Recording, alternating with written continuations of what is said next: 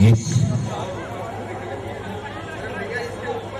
आकृति में रूपायित हुआ वो है हमारे वरेण्य गुरु भ्राता साहब श्री हरिंद्रानंद जी। विषय से तो मैं उनको नहीं बांध सकता हूं, लेकिन उद्घोषक होने के नाते अनुक्रमणिका में जो विषय निर्धारित है मैं उनके समक्ष रखना चाहूंगा कि आइए शिव को अपना गुरु बनाएं। इसी विषय पर प्रार्थना होगी कि प्रकाश डालने की कृपा करें। वैसे आपके द्वारा ढेर सारी जिज्ञासाएं भी आई हैं, उसके लिए भी मैं प्रार्थना करूंगा अपने वरेण्य गुरु भ्राता से कि उस पर भी थोड़ा प्रकाश डालने की कृपा करेंगे। झारखंड राज्य की राजधानी रांची में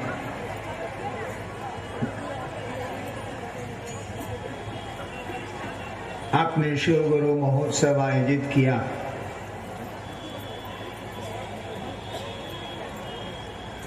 और मेरा सौभाग्य कि मुझको इसमें शामिल होने का अवसर मिला। सबसे पहले मैं आपको ये बताऊं कि इस आयोजन में, इस कार्यक्रम में हम लोग कोई गुरु नहीं है। ये शिव गुरु महोत्सव है और इस आयोजन में गुरु महादेव हैं, गुरु शिव हैं। हम सभी शिव को अपना गुरु मानते हैं और इसी बात को सुनाने और समझाने के प्रयोजन से यह कार्यक्रम आयोजित हुआ है। शिव गुरु हैं, शिव आदि गुरु हैं, शिव परम गुरु हैं। ये बात कोई नई नहीं है। ऐसा नहीं है कि हम लोग कह रहे हैं कि शिव गुरु हैं, शिव आज भी गुरु हैं, शिव जगत के गुरु हैं। हमारे शास्त्रों में, हमारे साधुओं ने, इस देश के मनीषियों ने बहुत पहले से कह रखा है, लिख रखा है सामने वाला कैसा है कि वो जो महादेव हैं, वो जो शिव हैं, वो गुरु हैं, गुरुओं के गुरु हैं। यहाँ तक कह डाला कि वो गुराधिपति हैं, गुरुओं के मालिक हैं, गुरुओं के राजा हैं। मौसम में चलते ना पड़ो, बहुत गंदा है। ये बात तो बड़ी पुरानी है कि शिव गुरु, लेकिन उनको अपना गुरु बनाने का सिलसिला नहीं शुरू हुआ। शिव को अपना गुरु बनाने की परंपरा, इसकी शुरुआत नहीं हुई।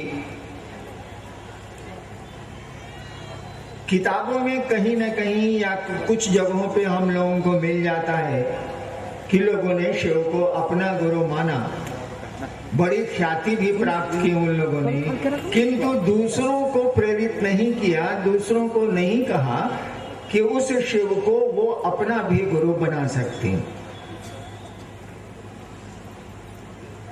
यानी शिव गुरु तो हैं, लेकिन उनकी शिष्यता शुरू नहीं हुई। उनको लोगों ने, आम लोगों ने, जनमानस ने अपना गुरु नहीं माना। हम लोगों ने कहा कि जिस महादेव की पूजा आप कई हजार वर्षों से खानदान दर खानदान से करते चले आ रहे हैं, जिस महादेव की पूजा हमारे आपके परिवार में बड़े लंबे अरसे से चली आ रही है, उसको अपना गुरु बना के देखिए, वो गुरु हैं। उस शिव को अपना गुरु बनाया जा सकता है और बनाने में कोई मेहनत नहीं है, बनाने में कोई औपचारिकता भी नहीं है, कहीं कुछ नहीं है। इसीलिए कि हमारा आपका मन संबंध बनाता है, शरीर नहीं बनाता, कपड़े नहीं बनाते, पैसे नहीं बनाते, गहना नहीं बनाता, आभूषण नहीं बनाते। हमारा आपका कोई संबंध, वो बेटे से बने, पिता से बने, माँ से बने, मित्र से बने, हमारा आपका कोई संबंध जो बनता है वो मन से बनता है। गुरु से भी हमारा आपका संबंध हमारा आपका मन ही बनाएगा। मैंने कई बार कहा कि आपका ये मन कौन सी चीज है? ये जो हम कहते हैं कि मन से संबंध बनता है, मन ही शिव होता है, मन ही शैतान होता है, शरीर तो होता नहीं। आखिर ये मन है क्या चीज जो शिव हो जाता है, जो शैतान हो जाता है, जो मित्र हो जाता है, जो दुश्मन हो जाता है, जो पिता हो जाता है, जो पुत्र हो जाता है? ये मन कुछ नहीं। मैंने पहले भी आप लोगों से कहा है कि ये मन विचार पैदा करने की एक मशीन है। हमारे आपके भीतर जो विचार पैदा होते हैं, जो सोच पैदा होती है, मन से पैदा होती है। मन विचार पैदा करने की एक अदृश्य मशीन है जो दिखती नहीं है। कहने का अर्थ हुआ कि हमारा आपका विचार ही हमको आपको शिव बनाता है। हमारा आपका विचार ही हमको आपको शैतानियत में ले जाता है, शैतान बनाता है।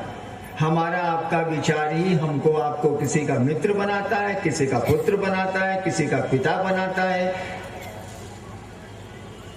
और इसीलिए हम लोग कहते हैं कि आज मेरा मन नहीं है कि हम बाजार जाएं। इसका अर्थ हुआ कि आपका विचार नहीं है, आपकी सोच इस बात पर तैयार नहीं है कि आप बाजार जाइए। आप कहने को कह देते हैं कि आज आप मेरा मन नहीं है, हम बाजार नहीं जाएंगे। तो मन शिव को गुरु मानेगा, मन ही कोई संबंध बनाता। मन विचार पैदा करने की एक मशीन है। तो यह विचार कि हे शिव आप मेरे गुरु हैं, यह विचार अगर मन में पैदा किया जाए, मन में पैदा हो ये विचार, ठीक उसी तरह से अगर मन में ये विचार पैदा हो जाए इंसान के, आदमी के, कि हे शिव आप मेरे गुरु हैं, या सोच पैदा हो जाए, आदमी सोचे इस बात को कि हे शिव आप मेरे गुरु हैं, आप मुझ पर दया कर दीजिए। यह सोच अगर अस्थाई हो जाए, यानी सोच के फिर भूलिए नहीं, आप सोच के यानी इस सोच पर कायम रखिए, इस विचार पर अपने मन को अपने को खड़ा रखिए। धीरे धीरे आपका मन उस शिव को गुरु मानने लगेगा, मन शिव को गुरु समझने लगेगा। और जैसे जैसे आप गुरु समझेंगे आप शिष्य हो जाएंगे। जैसे जैसे किसी को मित्र समझिएगा अपने मित्रता का भाव पैदा होगा, जैसे जैसे किसी को दुश्मन समझिएगा, समझते चले जाइएगा, वैसे वैसे दुश्मनी होती चली जाएगी। जैसे जैसे किसी को अपना समझिएगा, अपना तो पैदा होता चला जाएगा। ठीक उसी तरह से जैसे जैसे शिव को गुरु समझेंगे हम आप, वैसे वैसे शिव की शिष्यता हमारे आप में पनपने लगेगी, अंकुरित होने लगेगी। अब गुरु पर निर्भर करेगा कि वो क्या करेंगे। कहा जाता है गुरु ज्ञान देते हैं। ज्ञान क्या चीज है? गुरु ज्ञान देते हैं? कुछ नहीं है ये। गुरु समझ देते हैं। ज्ञान का मानी समझ। भगवान बुद्ध को सम्यक ज्ञान हुआ था बोध ज्ञान में, बोधि वृक्ष के नीचे। इसका अर्थ क्या होगा? सम्यक ज्ञान हुआ था। सम्यक माने पूरा। सम्यक ज्ञान हुआ था यानी पूरी की पूरी समझ आई। हमको आपको भी समझ है, लेकिन बहुत समझ चीज की समझ नहीं है। हम रांची आए हैं, कल शायद लौट जाएं। कितना सामान लेके आए? न पलंग साथ लाए, न फ्रिज साथ लाए, न सोफा सेट साथ लाए। 2 ठो कपड़ा रखा। 10 दिन से मैं बाहर हूँ, छत्तीसगढ़ से आ रहा हूँ, तो 10 दिन का साथ कपड़े रखे। 10 दिन के मैं चला आया, लौट जाऊंगा। देखिए समझ है मुझको, समझ है कि 12 दिन की यात्रा है, 12 दिन में कितने कपड़े लगेंगे, उतनी ही व्यवस्था करके मैं चला हूं। सभी ऐसा ही करते हैं। समझ तो है, ज्ञान तो है, लेकिन ये ज्ञान नहीं है कि हरिंद्रानंद जी अभी तो आप हैं, अगले क्षण रहिएगा कि नहीं रहिएगा, तब इतना बोझा काला इकट्ठा कर रहे हैं, तब इतना सामान इकट्ठा क्यों कर रहे हैं? रहना तो नहीं है। इतना कम सामान लेके रांची तो आप चले आए भाई जी। आई दुनिया में कितना दिन रहिएगा सो पता है कुछ? देखिए ये ज्ञान नहीं है, ये समझ नहीं है। सूचना है, सूचना और समझ में अंतर होता।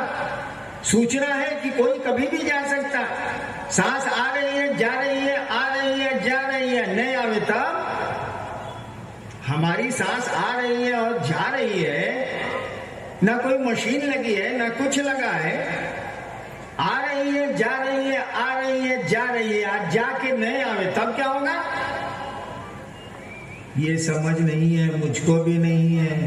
कहा जाता है कि गुरु इसी समझ को देते हैं, और जैसे ये समझ हमको आपको आ जाएगी कि ना रहना है यहाँ, हम सभी छोटी छोटी यात्राओं में आए इस धरती पर, हमारे पूर्वज गए, हमको भी जाना होगा, सूचना तो है, खबर तो है।